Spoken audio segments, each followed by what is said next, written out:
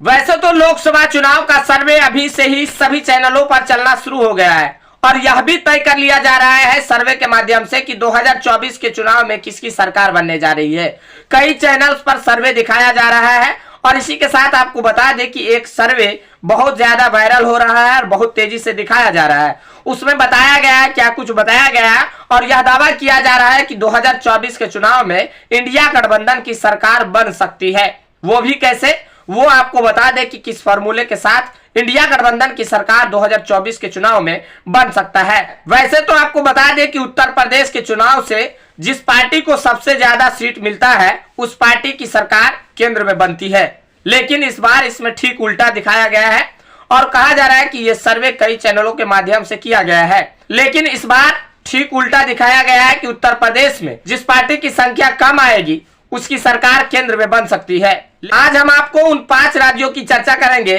और उन 5 राज्यों में देखिए इंडिया गठबंधन और एनडीए को कितना सीट मिलेगा। इसी के साथ आपको बता दें कि देखिए उत्तर प्रदेश की अगर हम चर्चा कर ले तो उत्तर प्रदेश में 80 लोकसभा की सीटें हैं और 80 में से देखिए इसमें कहा गया है कि एनडीए गठबंधन को 50 सीटें मिल सकती है, तो वहीं इंडिया गठबंधन को 30 सीटें मिल सकता है। यानी कि समाजवादी पार्टी और कांग्रेस गठबंधन का जो एक साथ अगर चुनावी मैदान में उतरते हैं तो एनडीए को 50 और इंडिया गठबंधन को 30 सीटें मिल सकता है। वहीं अगर मध्य प्रदेश की बात कर ले, जहां पे अभी भारतीय जनता पार्टी की प्रचंड बहुमत से सरकार बन गई, और मध्य प्रदेश की अगर बात कर ले तो 29 लोकसभा की सीटें हैं। मध्य प्रदेश में एनडीए को 12 सीट मिल सकता है 29 में से, और वही इंडिया गठबंधन की अगर हम बात कर ले तो 17 सीटें इंडिया गठबंधन के खाते में जा सकता है। अब उसी के साथ आपको बता दें कि राजस्थान की अगर हम चर्चा कर ले तो राजस्थान में कुल 25 लोकसभा सीटों की संख्या है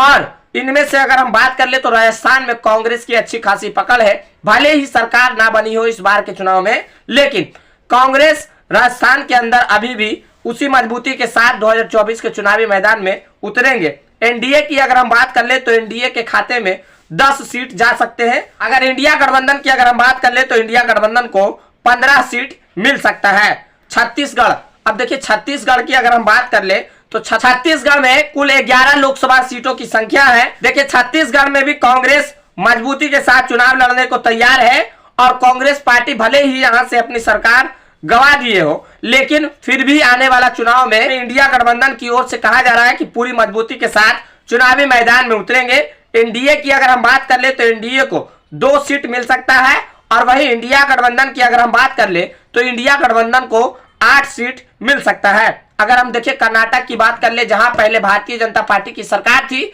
और इस बार भारतीय जनता पार्टी की सरकार कर्नाटक से चली गई, लेकिन यहां की अगर हम सीटों की बात कर ले तो 28 लोकसभा सीटों की संख्या है और देखिए किस पार्टी के खाते में कितना सीट मिल सकता है। तो आपको बता दें कि देखिए एनडीए के खाते में 10 लोकसभा सीटें दिखाया गया है और वहीं आपको बता दें कि इंडिया गठबंधन को 18 लोकसभा सीट मिल सकता है। तो देखिए इन 5 राज्यों का सर्वे आप लोगों को दिखा दिए हैं और आप लोगों का क्या मानना है कि क्या सच में इंडिया गठबंधन की सरकार फिर से दोबारा 2024 के चुनाव में बन जाएगी। ये जो सीटों की संख्या दिखाया गया है यह सही है या गलत है, आप हमें कमेंट बॉक्स में अपनी प्रतिक्रिया जरूर दें। मिलते हैं अगली वीडियो में, तब तक के लिए जय हिंद, जय भारत।